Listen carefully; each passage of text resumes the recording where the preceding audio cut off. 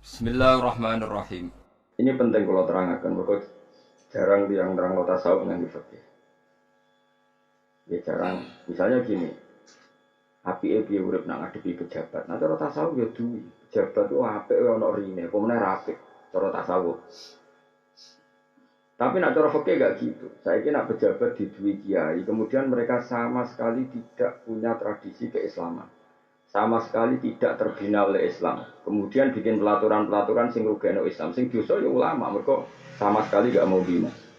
Dia sama sekali gak mau apa? Orang orang ayu rondo ning pojok desa, aku ditakoki Mustafa, Gus apike piye? Aku nek takok Mustafa ya doi mari fitnah. Tapi misalnya wong soleh-soleh ngeduwi sing marke wong nakal-nakal desa iku dadi daerah fase. Tapi nek diduwi Mustafa kan tidak majelis taklim. Ya tapi misalnya aku mendingin parkir Gus, lah imane Mustafa sepiro kok takon marke. Ini kan masalah fikih. Nah, makanya kan setiap satu kesalahan itu antara kita itu antara menjauhi karena untuk menjauhi fitnah dari kesalahan itu. Tapi di saat yang sama Rasulullah pesan saele-ele umatku ya nabi umatku. Dan itu terus begitu Nabi dalam banyak hal. Sehingga biasanya ulama ya ngukur awaknya masing-masing. Ada yang punya nyali berteman ngomong fasik, piye umatnya Nabi butuh dibina. Ada yang milih aman menjauhi orang apa? Dan itu kita harus ngomong terus sampai sebenarnya kesukaan oleh Allah Subhanahu wa Ta'ala. Nah, ini kalau hati-hati sih ngotot Nabi ngeritik wong fasik yang tak ngamek. Tapi Nabi muji wong fasik yang tak ngamek. Mana muji memberi harapan, apa? Memberi harapan sampai Nabi ngendikan syafaati li ahli kabair min ummati. Justru syafaatku tak kekno umatku sing dosa. Karena memberi harapan. Tapi Nabi nak ngeritik wong fasik entek ngamek. Adzulmu dzulumatun yaumal qiyamah. Fasik wis sampe nanane kena peteng nak kiamat. Nak dene duwe apik dikekno sing dizalimi. Nak eleke sing dizalimi dikekno dene. Pokoke bangkrut ben kere. Jadi Nabi di saat yang sama ngeritik wong fasik supaya tobat, paham ya? Di saat yang sama juga memberi harapan. Nah, fikih yang begini ini yang harus tertanam terus supaya nak mau hadis itu. Ya, terus saya begitu sama yuhibbuna dunya wa yansawna al-badar Ibnu Khaldun anak sini yuhibbuna dunya lid dunya. Nama yuhibbuna dunya lid dunya. Jadi yang dikritik Nabi adalah mencintai dunia ya krana dunia itu. Tapi kalau kita berebut negara supaya suasananya lebih islami, ya tentu dengan aturan yang konstitusional ya. Yaitu tidak merebut dunia krana dunia. Misalnya kamu dia anak menjadi bupati, ben bantul suasananya Islam. Paling tidak ya lumayan lah bupati ini itu santri. Begitu juga ben jadi gubernur daripada dipimpin Cina santri-santri yang saage ben dipimpin santri. Paling tidak ada suasana apa? Islam. Yang seperti ini bukan yuhibbu dunya lid din. Misalnya anak-anak kiai alim udah di dosen, ben kampus ana suasana santri, ora kabeh sekuler. Itu berarti tidak dunia krana dunia. Dunia hanya sebagai apa sarana itu dari maksud. Begitu seterusnya semua hadis ditafsirkan gitu. Ketika Allah mengkritik dunia, makanya dunia sing nuruti nafsu. Ketika Allah memuji dunia, maknanya dunia sing mahal sujud adalah tempat sujud. Jadi saya ulang lagi, misalnya Allah ngeritik dunia aku mau mata hurur, nipu tok. Berarti dunia sing kanggo dunya sing nuruti nafsu. Tapi Allah nak ngeritik, apa nak muji dunia yang tak ngamek. Dunia itu masruatul akhirah, gue tanaman akhirat. Sekarang kita di dunia nanti, di akhirat nanti, semua referensi Allah tentang kita adalah saat kita di dunia. Kita lebih swarga ya alasannya prestasi kita di dunia. Nanti kita masuk neraka juga karena kesalahan kita di dunia. Berarti dunia ini super penting apa tidak penting? Super penting.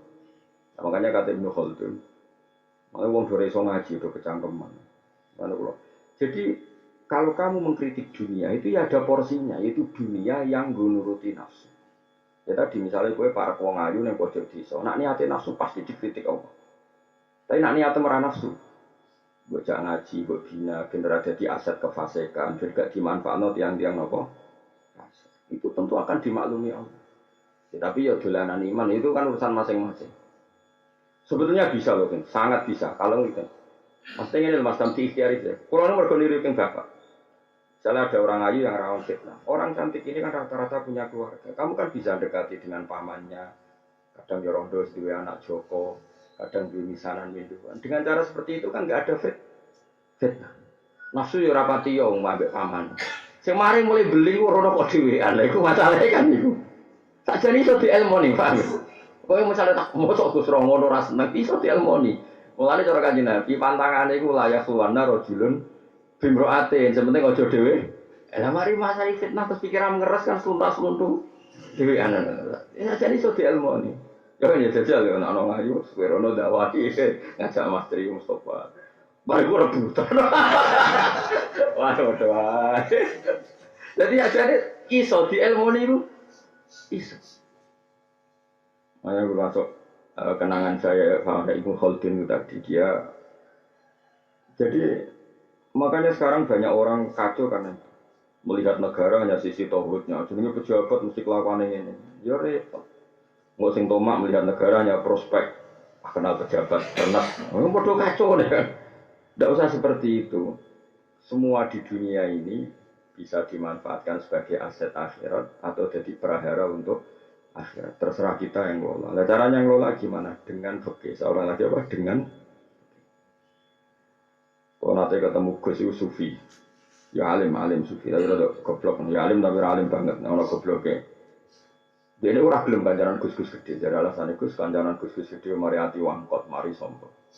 Akhirnya kancanan santri yang melarat-melarat. Ya bertahun-tahun dia. Kalau saya kan enggak, kancanan rogen ya gelem, Gus gede ya gelem, mau jelas ya gelem. Terus pokoknya terserah takdir pengiran dulu, mana takdir pengiran. Singkat cerita, pernah tanya saya, Gus jenengan wong alim kancanan wong suga ya gelem, Gus gede ya gelem, melarat gelem. Alasannya, dan aku kancanan melarat terus, iyo ayam, tak nyek. Kancaran wong ayu cobane syahwat, nah kancaran wong elek itu cobane ngenyek. Kancaran Gus gede cobane hasud, kancaran wong cilik cobane memperbudak. Sak rohku kowe mbek sing nderekno men ngongkon tuku rokok, ngongkon gekno kopi, padha wae kok Firaun ngongkon wongkon namanya. Jadi dunia kabeh coba, nak kancaran wong sak ngisormu iku potensi dosamu memperbudak. Nak kancaran sak dhuwurmu potensine nak ra hasud tomak, ya iku tok pilihane. Nak kancaran padha-padha ra jelas mau ora iku. Jadi urip kancaran sugih ra rawan tomak utawa hasud. Pilihane loro tok. Nak akrab tomak, nak gedeng hasud. Kancaran wong cilik terus pikirane. Misalnya kowe saleh lah kancaran wong cilik, kita kon jaga WC, kon jaga gudang. Mesti pikiran pertama iku sing ngenyek. Ya kan gak mungkin. Iki tak nggo mitra dagang, nggo investasi. Ya kan gak mungkin karan larat to mbok bayangno. Apa mitra? Pisi pikiran. Ya jajal mesti ketemu sugih-sugih, mesti wong iku di gudang. Pak kalau butuh pekerjaan mesti ini gudang gudang tak konjogo gudang apa jogo WC kan gak mungkin potongan kue apa jadi direktur pemasaran rai ini nggak mayono kan artinya manusia itu nah terus masa terus tobat berarti kalau dosa sekarang dosa karena nggak difeki tadi dia hanya takut hisab kemudian gue kan banyak kiai sekarang yang kancanan melarat toh. Ono LSM usulane kancanan melarat. Pamane yo enak iso dikelola. Terus daran sugih berjuwis pol sauni-uni lah sing ya tentu oknum. Ini tidak boleh, fikih seperti itu tidak boleh. Kabeh itu ada fikihnya. Ada apa? Likul lima komen rijal, likul rijalin makom. Ada fikihnya, ada proporsinya. Misalnya di kancaran wong ayu tadi, potensi dosane tentu syahwat. Syahwat itu dosa, tapi kancaran wong elek Cawe do elek keriting untune metu. Ya kok tekak ya dosa kowe kancananmu niat kan ngenyek. Saiki dosane ngenyek mek sahabat itu cara ditimbang. Oh dhuwur ngenyek kan. Terus ngono kancanan ngayu aku ora gawe ajaran ngono. Maksudnya padha wae ngono lho. Bocah kok senengane kok apa ngono. Maksudnya ben wong sing kancanan wong elek tok iku ya tobat tenan. Misalnya aku kancanan wong elek Gus gak sahabat. Terus coba hatinya itu rekam kandhane elek iku. Akan jalan celek benda sahabat sing doyan wong ngono sapa. Terus direkam kandhane sing mbok kancani. Kira-kira protes to ora? Protes ora? Protes. Wah, semari jebule ngancani aku perkara ngono kan ya gitu. Makanya Imam Ghazali ngendikan jangan seperti itu. Sampai kalau nggak percaya nanti lihat di juz 2 kalau di Ihya saya, cetakan saya itu juz 2 bab Kitab Akhlaqin Nubuwah. Di situ Imam Ghazali dikta Nabi yang mendakwa yuk wong sugih, wong larat, wong ayu, wong elek, raja, rakyat, semua didakwai Nabi. Tidak membeda. bedakan. Karena kalau dakwai wong sugih tok, sakake sing melarat. Dakwai melarat tok, wong sugih ya butuh hidayah. Wong ayu ya butuh hidayah. Wong elek ya butuh. Ini sing bener. Makanya tampak Nabi tidak membedakan. Karena tadi semuanya bisa dipandu oleh fikih. Seorang lagi semuanya bisa dipandu oleh fikih. Ya mau misalnya orang itu ayu yang pojok desa semulai jadi fitnah kan bisa dipandu dengan fikih. Dekati dia. Caranya nggak jadi fitnah gimana? Kamu ke situ jangan sendirian selentam. Karena panduan Nabi bila yakhluwan narojulun bim ro'atin. Kamu jangan sendiri. Ya, misalnya ya mulai diperkenalkan Pak di pamannya sehingga kalau mau nakal terkontrol oleh keluar. Jadi masalahnya kan kue mau mendekati tanpa fikih. Pemandunya ya nafsu aja. Atau kue cuci tangan sama sekali nggak peduli. Nah ternyata yang peduli nyon sewu tiang-tiang fasik. Akhirnya dimanfaatkan orang fasik. Jadi pengedar narkoba, jadi macam-macam.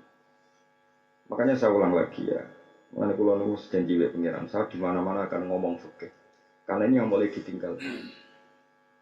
Islam Indonesia itu ada ngomong fikih semua. Haji itu pertemuan internasional, terjadi siklus perdagangan yang luar biasa dan persahabatan dunia. Orang satu dunia kaya raya miskin citok kabeh pakaiane ihram. Lah misale iso ngono lah terus ora syarat rukune tawaf terus kabeh opo? Ape kenalan terus. Mergo kaji ku peradaban internasional. Ngepas kaji kok pidato ngomong bener Bapak ngomong opo wae. Mestinya yang mendesak dari seorang haji itu satu, nak tawaf rukun syaratnya piye, syarat saya piye, nak saya itu orang rukun syaratnya tawaf saya mendomongin ini persahabatan internasional. Kemudian apa kenalan, akhirnya verkaji orang bakas rukun syaratnya tawaf tapi cerita, walah yang makai wakil umbir, wakil putih, sak dunia tumplek kok, terus kenangan kaji kok ngono pilih tuh. Ini kadang ya kiai mas, wa inna lillahi wa inna ilaihi raji'un. Ya sebetulnya diulang itu yang pokok-pokok dulu. Mikot itu apa? Terus tawaf itu apa? Syarat sahnya itu piye? Terus bakas kesunatan, suwen. Sunat itu orang mesti kesampaian loh. Yang pokok-pokok sih. Nah, sekarang mulai Islam itu mulai gitu.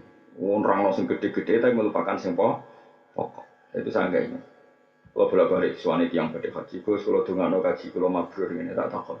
Wah, buatan buatan sakit. Gak jangan nanti sinau haji dereng. Asinaurian. Kalian kiai itu ini ada santri saya tonggo ini sampai belajar. Kue dongakno dekne kaji mabrur kaya uang apa numpak sepeda motor rapati iso. Kulo dongakno selamat. Oh nggih kulo dongakno wong numpak sepeda motor rapati iso kok bakal selamat. Jadi selamat itu sausé iso numpak sepeda motor lagi dongakno. Selamat itu numpak rapati iso kok dongakno. Selamat. Ini kali kowe ngecol anakmu lagi numpak sepeda motor rapati iso ra mbok tunggone iso orang berangkat tak dongakno selamat. Yo kalau wong rukun syarat kaji ra iso kok ndongano kaji map. Nah, dulu kalau ana wong rompati iso salat yai. Ndongano ge salat kalau ditampi. Oh iya cum. Mestine ya tes lha roh carane wudu dereng. Roh carane itu maneh dereng. Tapi sebenarnya tak ndongano ditampa. Yo ki sarap yo. Jadi semuanya itu harus dikawal dengan fikih.